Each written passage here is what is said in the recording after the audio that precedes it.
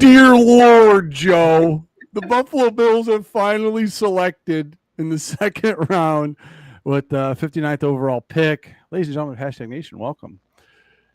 And every time I see this guy's name, I always think of Con Air. Dude, I can't. Not only did you not save this man's life, you made best friends with Cyrus the damn virus. Maybe that's his new nickname. Yeah. Yeah, Cyrus the damn. O'Cyrus Torrence out of Florida, guard Mauler, projected first round pick, drops to the Buffalo Bills at 59, and they pick him up. 6'5", 330-pound animal. Like I said, out of Florida, will be joining the Buffalo Bills, going offense for the second straight pick in this 2023 NFL draft. Hashtag Nation. As always, you can find all of our stuff on TikTok, Twitter, Instagram, and Facebook. All of our episodes go to iTunes and Spotify. Tonight's show is sponsored by Mr. Rogers Homes. This is one of two tonight if the Buffalo Bills happen to pick in the third round as well. We are going to be going live once again for about 20 minutes after that pick as well. And we're going to go live for 20 minutes to discuss this pick. So make sure you hit that like and subscribe button as well. Everybody in the chat, what is up? What do you think about the pick? Rate it 1 to 10 while I get Joe's take on O'Cyrus the damn virus. Well, his official nickname is Cybo. I don't know if you know this or not. I went to so I went to Buffalo Bills PR on Twitter. Great follow with them too. I guess in high school he was named Cyborg. So and then they just abbreviated to Cybo. So he's been called Cybo for most of his football career. So that'll be the nickname that sticks. But listen, I was talking to Mario. This was my favorite offensive guard of the draft, the one that I ranked highest. I know he's the second one off the board. Now we'll talk a little bit about measurables and compare them to some other guards that the Bills may or may not have picked up earlier. But I really like this kid a lot. Again, out of Florida, he did spend 3 years at Louisiana. Just a lot. The size is obviously there. Played guard, so he doesn't have that versatility that we know that McDermott sometimes likes. But at the same time, he's good at what he does, and maybe that's what you need. Sometimes you just need a guy who is good at what he does, and to me, this is the best pick for the Buffalo Bills. So yes, O'Cyrus Torrence. I think when it got to 3-4 picks behind where the Bills were picking, and I saw his name still on the board, like there were some mocks projecting him in the first round. So yes, for the Bills to get him in the second round, what a steal. Again, and to me, this is the second great value pick for the Buffalo Bills. Whether you like the tight end in the first round or not, the value was there. I don't think you can argue that. And here we are again, great value here with this pick. And I think this guy hopefully will do a lot better than what we see in Beane's history when it comes to drafting guards. Yeah, and you know, the history of Beane drafting guards, guys. We'll give you that brief history now. So basically, you know, me and Joe were talking about it right before we came live, and we were like, okay, this is the third guard, just pure guard, that the Buffalo Bills have selected in Brandon Beane's tenure. Now, the first guard, obviously, you guys know, was Wyatt Teller, who was instrumental in the trade of acquiring picks in order to get Stephon Diggs. We've already beat that horse dead. You know what I mean? Right. So Wyatt Teller, and then obviously you guys remember when the Buffalo Bills traded up in, I just want to get the year, 2019, to take Cody Ford. Now, here's the thing. Beane has a type, okay? He does. Only the third guard ever drafted, because, you know, they like to cycle those guys out in free agency. They like to get veteran guys that have already been in the league. That's been his MO. A lot like with the defensive tackles. They'll draft one or two, but they like getting them through free agency.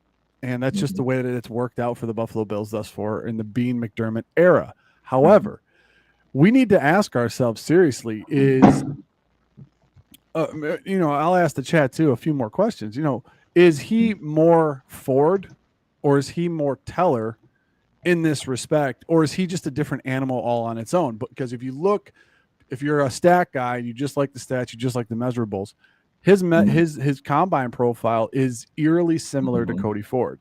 However, there's going to be no expectation of Torrence to play tackle. Let's Let's just put that out on the table right now. There's no way. We could talk about a lot of different things. Is he a day one starter? Is he a guy that's going to compete on the right side or the left side?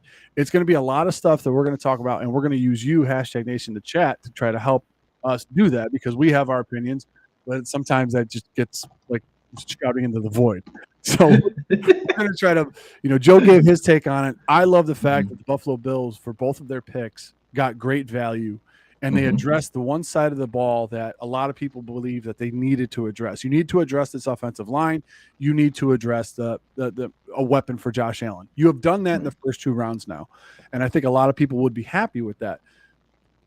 I'll tell you what I was not happy with, Joe. Both New York franchises taking centers that I wanted. But you know what? I mean, I'll go over this really quick.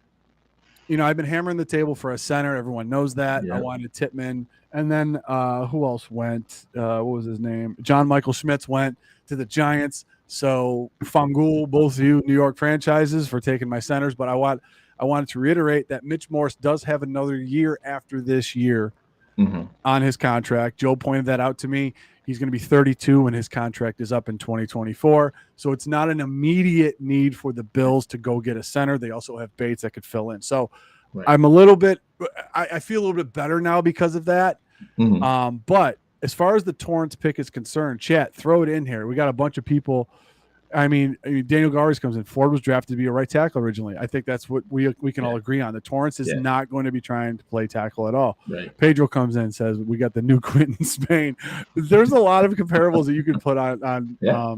You're right. On that. And Rick, I do apologize. Yes, the New Jersey teams. Mario. Yeah, gotta reiterate. Yeah, right. Where's this one? Is Bates a high-paid backup? No, he's starting guard. So I don't know if he's a high-paid backup. Bates played center after Morse gets his 45th concussion. Jesus. So here's a very interesting stat for Daniel Gowries: 0 sacks allowed. I think that's the big thing. I don't even know if he's talking about Torrance or he's talking about Spain, because Spain was in there and he didn't allow any sacks when he was in there. So that is huge for Buffalo, for Torrance. But Torrance that is not allowed a single sack. Yeah, that's awesome. But it's huge for the Buffalo Bills to get that depth, because now you're not going to be chasing that in free agency next year. He's a guy that could either go on the right side or the left side. You could stick him there, play him there, re-extend his contract if he plays well. And it's not a position that you're going to have to try to cycle through in free agency and worry about. But, Joe, let me ask you this. Yeah. They got Connor McGovern. Yep. Now you got Bates, who I think is the starter. I don't think he's going to be moving anywhere. Right. Unless you decide to move on from Morse early and put Bates at center, then you got this you can never have too many, large humans. Is this like, could we have seen this coming from Brandon Beane? Because he always likes to get those insurance policies prior to the draft because it's so unpredictable. What do you think is going to be the scenario that plays out if we're looking ahead of Torrance and McGovern in, for the Buffalo Bills coming up into camp and coming up in June and July? I see, and to me, this is a whole new year than what we're used to seeing out of the Buffalo Bills coaching staff. And there's a couple of reasons why. No Leslie Frazier, which means McDermott's going to be spending a lot of time on the defensive ball. So I think I saw it in the comments section. Does the start of this draft, the first and second round, show you that this is really Ken Dorsey's offense now? Like Ken Dorsey is going back to a 2 tight end set, which even though he didn't under Dable, if you look at Dorsey's history, he has run 2 tight end sets before in previous regimes. So it's not out of the realm of possibility. And now he gets a true offensive guard, which, again, is something that Buffalo under Beane really hasn't done, right?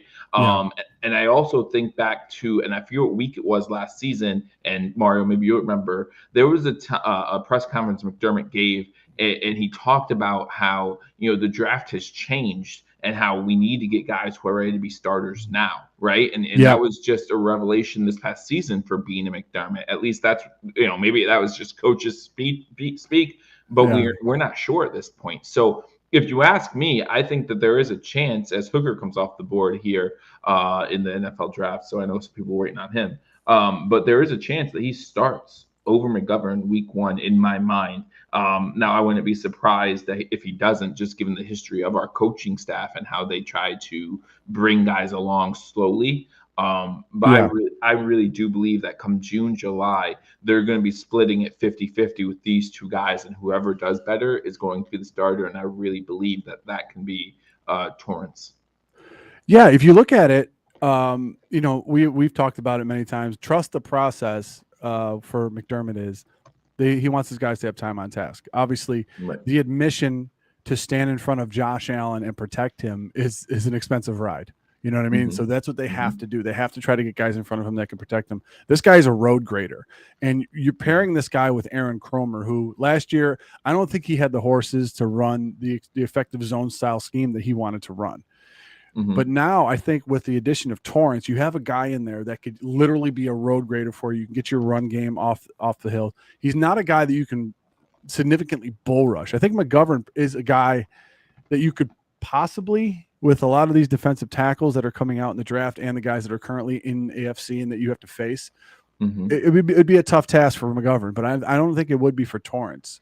So I think what you do is you have a guy who's a solid player. He's a senior. He's coming in. He's had a lot of experience. So, and this guy he can open holes for you. He can do a lot for you in the pass game. I don't know as far as his draft combine, his athleticism score wasn't the greatest as far as pulling goes, but you don't really need to do it that much.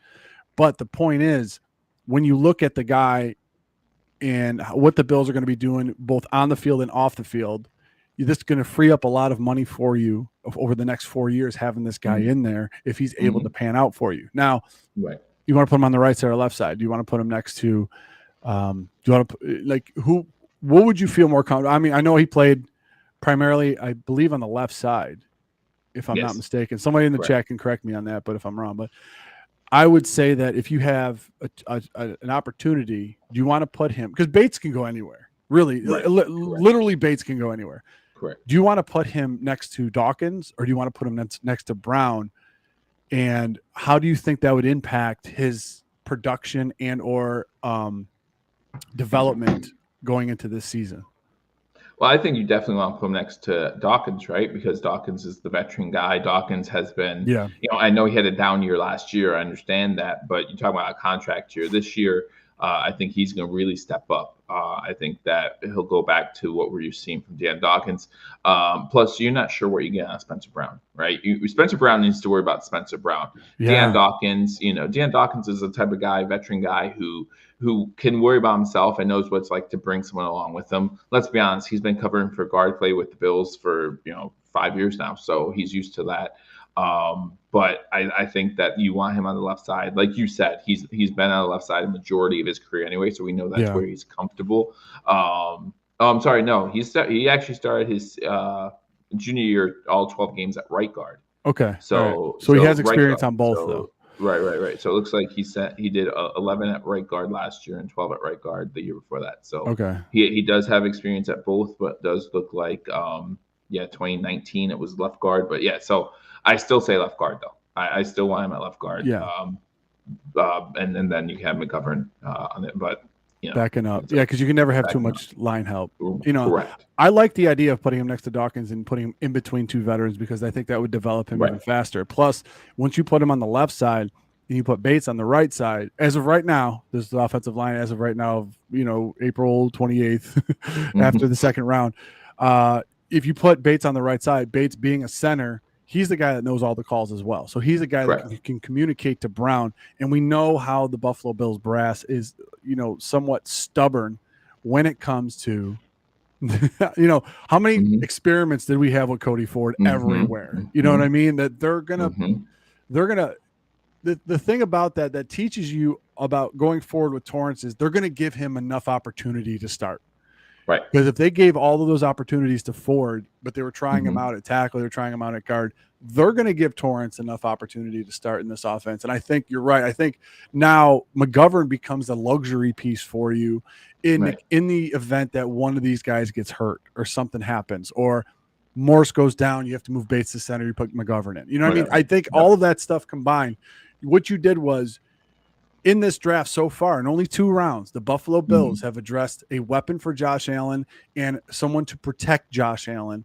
And both of those positions right now, which would cost you a lot in free agency coming up when you have a quarterback that's on his deal now, they ended up off the field doing themselves a service in this. So I think it's really great. This pick was amazing. I expected him to go interior offensive lineman anyway. I just didn't know who it was going to be. I was, I was hammering for a center because I kind of backed myself in a corner there. But that being said, a lot of people in the chat are starting to talk about, the possibility of a 3rd round pick. What are they going to do? Beane Spector. A lot of people are talking about, did he put on some weight? Or what are they going to do on the defensive side of the ball? Sure.